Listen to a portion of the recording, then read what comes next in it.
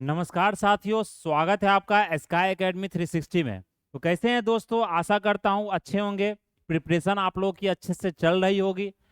तो दोस्तों, जैसा कि हम लोगों ने डिस्कशन किया था पॉलिटी सेक्शंस की, अगर बात करें जो जीएस का सबसे इम्पोर्टेंट आपका क्या है, एक सेक्शन है जहां पर हमने बात किया था बहुत सारे टॉपिक्स में, बहुत सारे जो डिफरेंट डिफरेंट टॉपिक्स थे, जैसे वो फंडामेंटल राइट्स की बात करें, चाहे डीपीएसपी की बात करें, चाहे प्रेसिडेंट रूल की बात करें, प्रेसिडेंट्स की बात करें, और वाइस प्रेसिडेंट की बात करें, PM and council of ministers की बात करें, चाहे अटॉर्नी जनरल हो, कंट्रोलर एंड ऑडिटर जनरल हो, वो कौन कौन से मतलब संविधान के अंदर जो कॉन्स्टिट्यूशन का जो बॉडी है, कौन कौन से आर्टिकल्स के अंदर उनको स्थापित किया गया है, कौन कौन सा अमेंडमेंट हुआ है, क्या मतलब कि स्टेट और सेंटर का रिलेशंस रहा है, क्या इंटर स्टेट काउंसिल है, क्या मतलब जोनल काउंसिल है, ये सारा जो टॉपिक्स है दोस्तों, देख रहे हैं बहुत सारा टॉपिक्स है। लेकिन आप अगर इसको बारी बारी से पढ़ते हैं, अच्छे से रिवीजन करते हैं, प्रैक्टिस करते हैं, प्रीवियस ईयर का क्वेश्चन लगाते हैं, तो उस चीज़ों को आपको क्या होगा, याद करने में सहायता मिलेगी। आप चीज़ों को अच्छे से याद कर सकते हैं, तो एग्जाम में आपका अच्छा स्कोर भी रहेगा। क्योंकि एक इसमें जो क्वेश्चन होता है, इसमें आप कुछ कर नहीं सकते हैं, आपको समझना और याद करना है, प्रैक्टिस करना, तभी जाकर एग्जाम में आपका क्या होगा, निकलेगा। तो चलिए शुरू करते हैं। आज का हमारा नेक्स्ट टॉपिक जो सबसे इंपॉर्टेंट टॉपिक है आपका, वो है इमरजेंसी प्रोविजंस। तो अगर इमरजेंसी की दोस्तों हम बात करें यहाँ पर, तो इमरजेंसी क्या है, मतलब कि जो इमरजेंसी लगाया जाता है, जैसे नेशनल इमरजेंसी हो गया, स्टेट इमरजेंसी हो गया, फाइनेंशियल इमरजेंसी हो गया। इमरजेंसी का मतलब क्या होता है कि मतलब कुछ इस तरह का एक अनएक्सेप्शनल सर्कमस्टांसेस कोई आ जाता है, किसी तरह का कुछ मतलब देश पर आक्रमण हो गया, किसी तरह से बोल सकते हैं स्टेट आपको सेंटर के अनुसार नहीं चल रहा है, संविधान को नहीं माना जा रहा है, तो ये सब क्या होता है, देश में किसी तरह का अगर बोल सकते हैं कि फाइनेंशियली आपको बैंकरप्ट हो गया है देश, जैसे आपने देखा अभी श्रीलंका में, बांग्लादेश में, सब क्या है, सब जगह आपको लूट मार चल रहा है, मतलब कि पूरा देश ही बैंकरप्ट हो जाता है। तो ये सब केस में आपको इमरजेंसी घोषित करना पड़ता है सरकार को, समझ रहे हैं ना। और ये पूरा जो कंट्रोल होता है वो किसके अंदर में आता है, वो सेंटर के अंदर में, केंद्र सरकार के अंदर में वो पूरा कंट्रोल आ जाता है। तो ये चीज आपको ध्यान रखना है। तो इसमें इंपॉर्टेंट क्या है, इमरजेंसी में ये पूछा जाता है आपके एग्जाम में कि इमरजेंसी कौन से आर्टिकल्स के अंदर आता है, कितने तरह के इमरजेंसी हैं, कब का ये इमरजेंसी लगाया जा सकता है, क्या इसके प्रावधान है, क्या प्रोविजंस है, प्लस इसमें जो इमरजेंसी लगाया जाता है इसके अंदर का जो मतलब आप बोल सकते हैं प्रोसेस होता है, किस तरह से पास होता है, ये मेजोरिटी क्या होता है, सिंपल मेजोरिटी, स्टेट में क्यों पास होता है, क्या इसके अंदर का रूल्स है, वो सारा चीज, कौन फंडामेंटल राइट सस्पेंड होता है, वो सारी जानकारी हम लोग आज क्या करेंगे, यहाँ पर डिस्कस करेंगे। तो इंपॉर्टेंट टॉपिक है दोस्तों, जुड़े रहिए हमारे साथ स्काई अकेडमी 360, जहाँ पर ये सारा चीज आपको फ्री में अवेलेबल आपको मिल रहा है, चाहे वो यूट्यूब चैनल हो, चाहे हमारा आपको ऐप हो। तो सबसे पहले अगर बात करें इमरजेंसी प्रोविजंस की, तो आर्टिकल 352 क्या है, हमारा आर्टिकल 352, जो कि इसमें क्या किया गया, तीन तरह के इमरजेंसीज होते हैं, ये चीज सबसे पहले आप ध्यान रखेंगे, तीन तरह का इमरजेंसी क्या होता है। अगर इमरजेंसी की हम बात कर रहे हैं तो तीन तरह का इमरजेंसी होता है। तो सबसे पहला इमरजेंसी की बात करें यहाँ पर, नेशनल इमरजेंसी।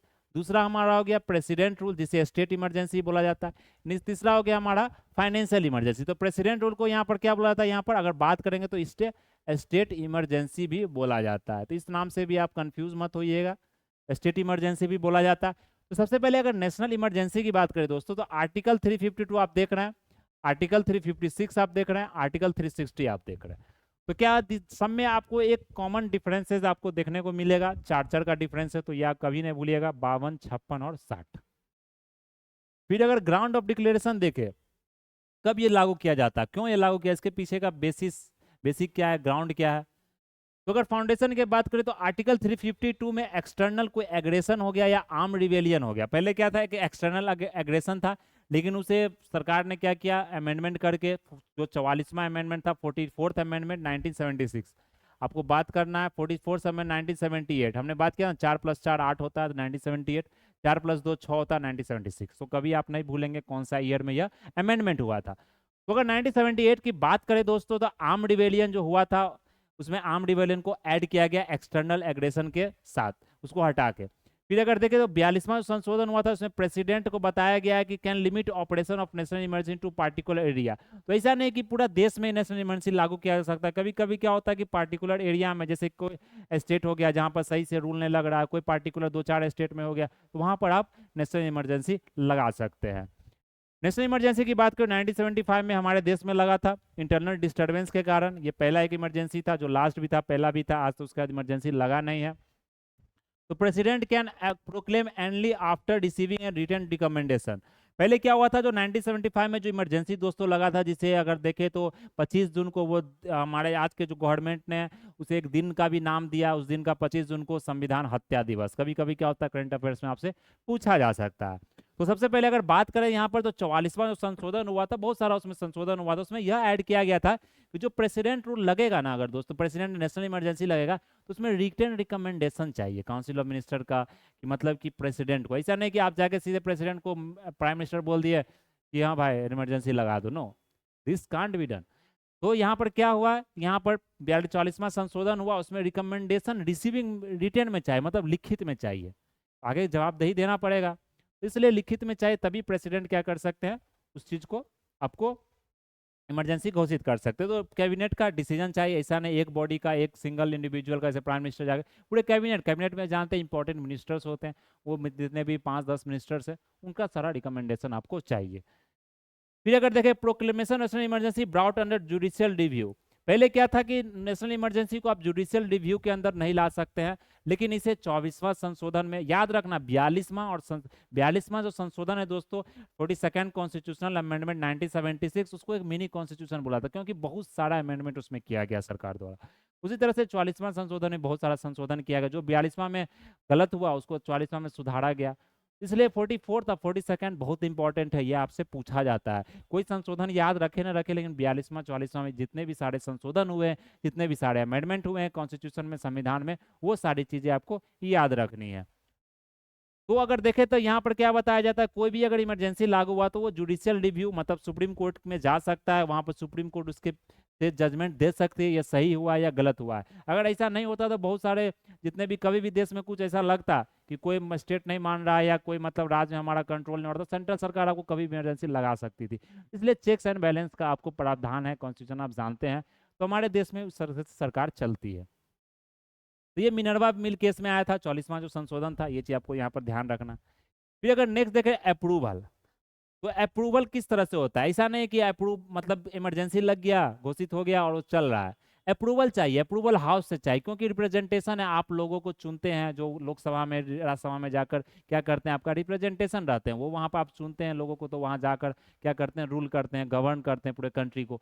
तो उनका हक बनता है कि वो चीज़ को पास करे या नहीं करे, तो सहमति आपको होना चाहिए। तो अप्रूवल क्या था, must be approved from by the both houses within 1 month from date of issue.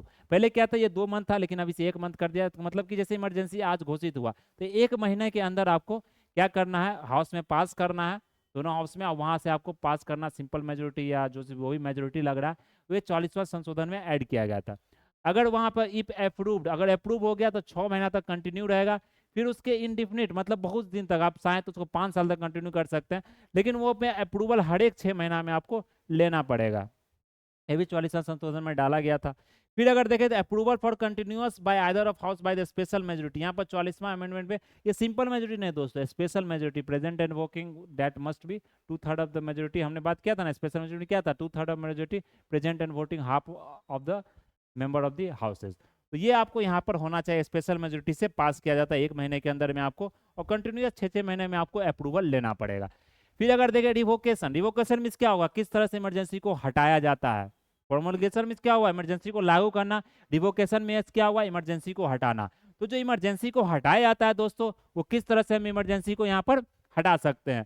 तो अगर देखें प्रेसिडेंट आपको रिवोक कर सकती है, अगर Lok Sabha 1/10 of the total membership of the Lok Sabha return notice अगर दे दिया स्पीकर को, तो भी प्रेसिडेंट तो अपने मन से कर भी सकती है, लेकिन अगर लोकसभा में अगर बोल सकते हैं एक 1/10 मेंबर भी अगर दे दिए, मतलब जैसे लोकसभा में जानते हैं 543 मेंबर, 54-55 मेंबर भी आपको लिखित में दे दिए कि मैं स्पीकर को, तो फिर ये आपको यहाँ पर रिवोकेशन हटा दिया जाएगा, जो कि 44वां संशोधन से ऐड किया गया था। सिंपल मेजोरिटी से, जैसे हमने देखा लगाने में इसलिए स्पेशल मेजोरिटी दिया गया, क्योंकि लगाना आसान नहीं होना चाहिए, क्योंकि वैसे अगर लगाना आसान होगा तो आप हर एक साल देखेंगे, हर एक दिन देखेंगे इमरजेंसी लग रहा है। जैसे आप बांग्लादेश के कंडीशन देखे, आप पाकिस्तान में देखे, चाहे आप श्रीलंका में देखे, तो वहाँ इमरजेंसी हरदम लागू होते ही रहता है, कहीं फाइनेंशियल हो गया, कभी नेशनल हो गया, तो ऐसे अगर रहेगा तो रोज रोज का इमरजेंसी होगा। इसलिए मतलब स्पेशल मेजोरिटी लगा गया कि इतना जल्दी आप पास नहीं कर सकते हैं, लेकिन आपको हटाना है तो सिंपल मेजोरिटी दिया गया, तुरंत आप उसको हटा लीजिए। फिर उसका इफेक्ट क्या होता है, ये इफेक्ट आपको ध्यान रखना है। मेनली जो इफेक्ट होता है वो मेंस नहीं पूछा जाता, लेकिन कभी कभी क्या होता है ऑब्जेक्टिव क्वेश्चन भी आपसे बना दिया जाता है। तो इफेक्ट में क्या होता है, सेंट्रल स्टेट का रिलेशन में क्या मतलब कि कुछ ये बदलाव होते हैं या नहीं होते, कुछ चेंजेस होते हैं कि एग्जीक्यूटिव क्या है, सेंटर एक्सटेंड टू इस executive power to states, state का पूरा एग्जीक्यूटिव सिस्टम खत्म हो जाता है, जितना भी जो रूल रेगुलेशन सब सेंटर के द्वारा बनाया जाता है, जो डायरेक्शन है वो सेंटर द्वारा दिया जाता है, कोई मैटर हो। State government is not suspended but complete control is by centre. State government को कंट्रोल मतलब मेनली सस्पेंड नहीं किया जाता, ऐसा नहीं कि उसको हटा दिया गया, नहीं, स्टेट गवर्नमेंट रहता है, लेकिन जो कंट्रोल है जितना भी बोल सकते हैं जो रूल रेगुलेशन लागू किया जाता है वो नेशनल गवर्नमेंट हमारे सेंट्रल गवर्नमेंट द्वारा किया जाता है।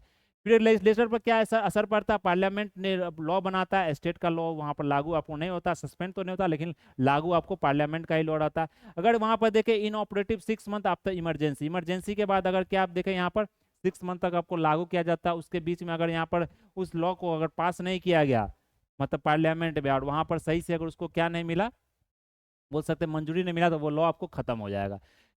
ये ध्यान रखना। फाइनेंशियल पर क्या असर पड़ता है, प्रेसिडेंट कैन मॉडिफाई, प्रेसिडेंट क्या कर सकता है यहाँ पर रिड्यूस कर सकता है, जो रिवेन्यू डिस्ट्रीब्यूट किया, जो स्टेट को रिवेन्यू दिया जा सकता है वो आपको यहाँ पर रिड्यूस किया जा सकता है। ये चीज़ आपको ध्यान रखना है। जैसे प्रेसिडेंट जो कि पार्लियामेंट के पर आपको रिपोर्ट यहाँ पर ले करेगी, प्रेसिडेंट द्वारा वो रिपोर्ट आपको दिया जाएगा। ये चीज़ आपको ध्यान रखना। फाइनेंशियल पर क्या असर पड़ता है, लेजिस्लेचर पर क्या असर पड़ता है और एग्जीक्यूटिव पर क्या असर पड़ता है। अगर लोकसभा स्टेट असेंबली की बात करें यहाँ पर, तो लोकसभा में क्या होता है 1 साल तक आप इसको बढ़ा सकते हैं, एक्सटेंशन कर सकते हैं, लेकिन 6 महीना के बियॉन्ड नहीं कर सकते। अगर एक्सटेंशन करना 6 महीना का तो फिर से आपको मंजूरी यहाँ पर लेना पड़ेगा।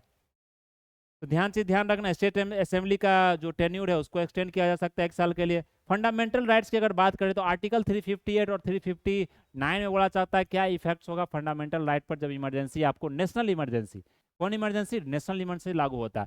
तो आर्टिकल 353 में कहा जाता है कि 6 राइट्स को आपको सस्पेंड किया जाता है, जो कि फंडामेंटल राइट 19 है, 19 आप जानते हैं, राइट टू स्पीच, असेंबली, ये सब सारा जो राइट्स है फ्रीडम का, उसमें इसमें सस्पेंड किया जाता है नेशनल इमरजेंसी में, जो भी कि कौन सा ग्राउंड पर, एक्सटर्नल एग्रेशन पर।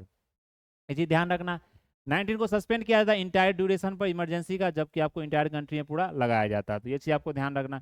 फिर आर्टिकल 359 में कहता है कि जो फंडामेंटल राइट्स है वो सारे सस्पेंड होते हैं, लेकिन आर्टिकल 20 और 21 नहीं होते, क्योंकि right to life and liberty है। अब प्लस ये आप जानते हैं जो कन्विक्शन है, उनको जो अरेस्ट किया जाता है, उन पे जो उनको राइट दिया जाता है, वो सब सारा इसमें आपको यहाँ पर नहीं होता है। तो ये suspend fundamental right both cases, armed rebellion में भी, एक्सटर्नल एग्रेशन में भी आपको सस्पेंड किया जाता है। प्रेसिडेंट में specified duration and suspension of fundamental rights apply to the entire country. तो प्रेसिडेंट के द्वारा यह आपको नोटिफिकेशन दिया जाएगा कि क्या मतलब कितना सस्पेंड रहेगा, कौन सा राइट रहेगा, ये चीज ध्यान रखना। फिर 44 जो अमेंडमेंट हुआ था 1976 को दोस्तों, इसमें क्या था कि ऑटोमेटिक सस्पेंशन होता फंडामेंटल राइट 19 का only on external aggression, and article 359 president suspend right to seek remedy accepted, मतलब कि सारे राइट को सस्पेंड किया जा सकता है 369 के मतलब 59 के अंदर, 359 के अंदर, लेकिन आर्टिकल 20 और 21 को नहीं किया जा सकता। तो ये चीज आपको यहाँ पर ध्यान रखना है। तो समझ रहे हैं। तो ये हमारा क्या था, नेशनल इमरजेंसी था। अब देखना हमको कौन सा इमरजेंसी, स्टेट इमरजेंसी। इसको क्या बोला जाता है, स्टेट इमरजेंसी को प्रेसिडेंट रूल भी बोला जाता है। आप देखेंगे बिहार में अभी तक 8 बार प्रेसिडेंट रूल आपको लागू हो चुका है। तो ये चीज आपको यहाँ पर ध्यान रखना। तो प्रेसिडेंट रूल अगर देखें आर्टिकल 356 की अगर बात करें यहाँ पर, ये यहाँ ध्यान रखना है। तो अगर यहाँ पर देखें तो ग्राउंड ऑफ डिक्लेरेशन क्या है, इसमें इसको स्टेट इमरजेंसी बोला जाता है। आर्टिकल 355 में देखें तो ड्यूटी है सेंटर का कि स्टेट गवर्नमेंट क्या हो, जो कॉन्स्टिट्यूशन मशीनरी है, जो मतलब हमारे संविधान के मतलब नियम कानून पर चले, और उससे बाहर हो जाती है या बोल सकते हैं उसको नहीं मानती है, तो स्टेट इमरजेंसी लागू किया जा सकता है। आर्टिकल 356 की बात करें तो duty on centre to take over state government in case of constitution failure, अगर स्टेट में होता है तो। 2 ग्राउंड्स आपको प्रोक्लेम किया गया प्रेसिडेंट रूल में। आर्टिकल 356 में president proclaim if state satisfied with without governor और रिपोर्ट, अगर गवर्नर का रिपोर्ट दिया जाता है कि हाँ स्टेट काम सही से नहीं कर रही है, तो फिर प्रेसिडेंट द्वारा वो रूल आपको लगा दिया जाता है, किसके द्वारा, सेंटर द्वारा।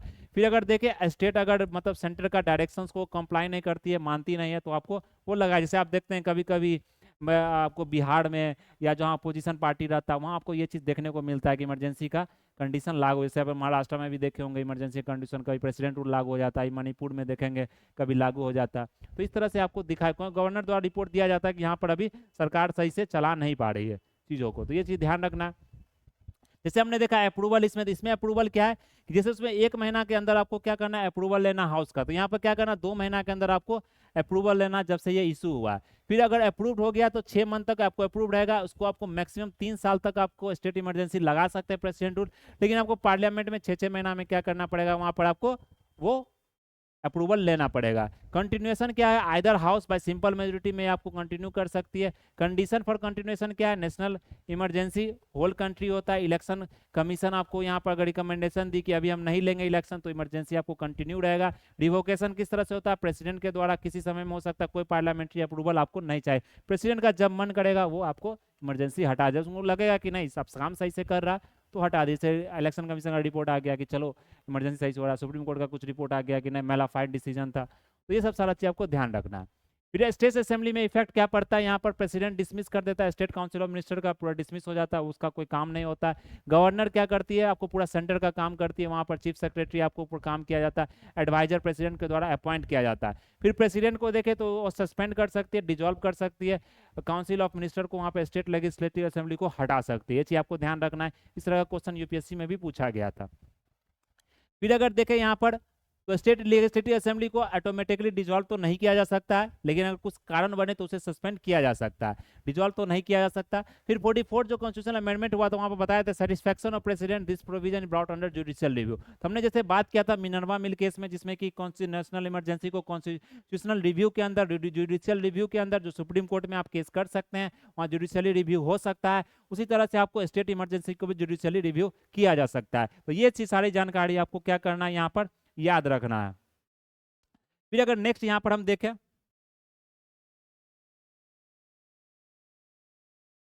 नेक्स्ट अगर हम देखें फाइनेंशियल इमरजेंसी, तो दोस्तों ये इमरजेंसी बहुत इंपॉर्टेंट है, क्वेश्चन पूछा जाता है बीपीएससी का, 71वीं का आपका एग्जाम 13 सितंबर 10 सितंबर को होने वाला है, वहां पर इमरजेंसी का क्वेश्चन जरूर रहेगा, क्योंकि इमरजेंसी से आपको बहुत सारा क्वेश्चन पिछले भी रिपीटेडली आपको हर एक साल पूछा गया। तो पॉलिटी सेक्शन में ये बहुत इंपॉर्टेंट पोर्सन होता है, इस चीज को आप इग्नोर नहीं करें। तो फाइनेंशियल इमरजेंसी की अगर दोस्तों बात करें, समझ में आ रहा होगा, फाइनेंशियल इमरजेंसी आर्टिकल 360 के अंदर है। किस आर्टिकल के अंदर है, आर्टिकल 360 के अंदर। हमारा आर्टिकल 360 क्या बोलता है दोस्तों, ground of declaration, president proclaim financial emergency कर सकता है अगर उसे लगे, प्रेसिडेंट को अगर यह लग रहा है कि सिचुएशन ऐसा हो गया है कि हमारा कंट्री बैंकरप्ट हो गया है। आप जानते हैं 1991 में जो इमरजेंसी आपको तो लागू नहीं हुआ, लेकिन इकोनॉमिक क्राइसिस हो गया, मतलब देश में अगर देखें तो वैल्यू पूरा गिर गया था, महीना पूरा पैसा का जो रुपये का वैल्यू होता है वो पूरी तरह से, आप जानते हैं जर्मनी में कितना बड़ा इमरजेंसी लागू हुआ, लाख लाख रुपया में लोग 10-10 लाख में एक केला खरीदते हैं, एक ब्रेड खरीदते हैं। तो ये जब पैसा का पूरी तरह से वैल्यू गिर जाता है, सरकार पूरी तरह से गिर जाता है, इकोनॉमी स्टेबल नहीं रहता है, तो क्या होता है वहां पर आपको फाइनेंशियल इमरजेंसी लागू करना पड़ता है। इसमें से प्रेसिडेंट द्वारा ये लागू किया जाता है। अप्रूवल क्या है कि ये आपको बोथ हाउसेस के 2 मंथ के अंदर अप्रूवल चाहिए।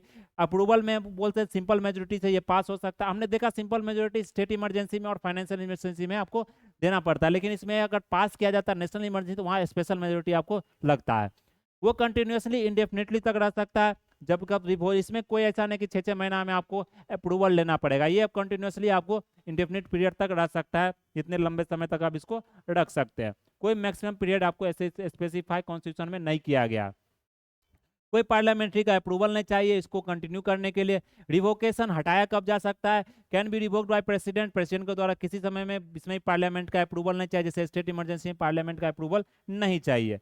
ये चीज आपको ध्यान रखना। इफेक्ट्स क्या होता है इसमें सेंटर स्टेट में, तो सेंटर क्या होता है, एग्जीक्यूटिव अथॉरिटी पूरा कंट्रोल में आ जाता है, स्टेट को आपको अब मतलब पूरी तरह से डायरेक्ट करता है कि फाइनेंशियल क्या है, उसका कंडीशन क्या है, पूरे प्रेसिडेंट उसके द्वारा डायरेक्ट किया जाता है। सैलरी में आपको रिडक्शन हो जाता है, जैसे जो भी चार्ज एक्सपेंडिचर है, कोई भी तरह का एक्सपेंडिचर है, उसमें क्या होता है आपको यहाँ पर रिडक्शन हो जाता है। जैसे आप देख सकते हैं reservation of all money, financial bills, consideration, ये सब प्रेसिडेंट के अंदर आ जाता है।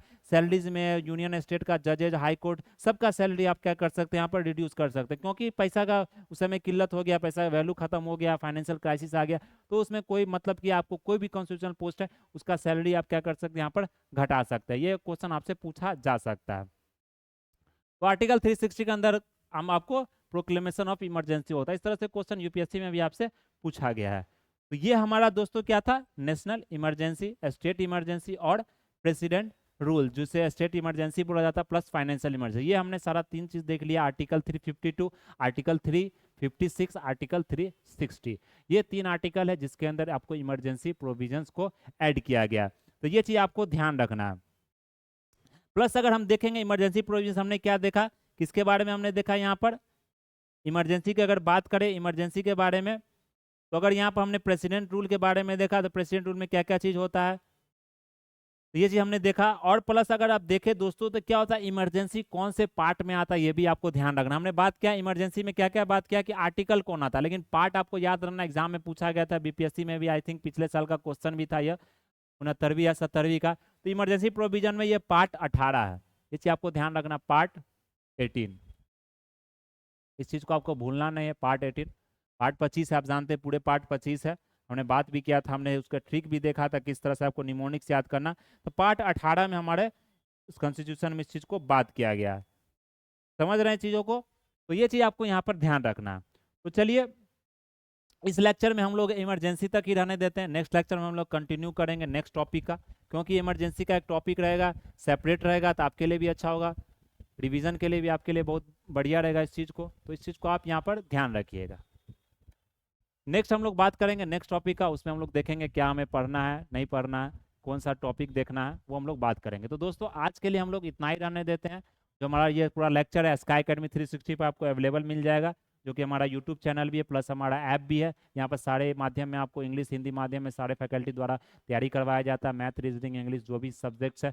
बहुत सारे एग्जाम्स का नोटिफिकेशन आ रहा है, तो थोड़ा सा सीरियस होइए, गंभीर मतलब होइए, तभी जाकर आपको नौकरी भी लगेगा। जानते हैं कंपटीशन का एज है, कट थ्रोट कंपटीशन आ रहा है, तो इसलिए आपको नौकरी भी लेना, वैकेंसी जितना ज़्यादा सरकारी में कभी आता नहीं है, प्राइवेट जॉब में आप जानते हैं आज के समय में क्या हो रहा है। तो ये सब सारी जानकारी आपको याद होनी चाहिए, इसलिए आप मेहनत करें हमारे साथ, हम भी आप मेहनत कर रहे हैं, आप भी मेहनत करें, तभी जाकर क्या होगा, आपको सफलता मिलेगी। तो चलिए तो हम लोग आज के लिए आते रहते, that's all for today, thank you for watching this video. जय हिंद, जय भारत एंड टेक केयर।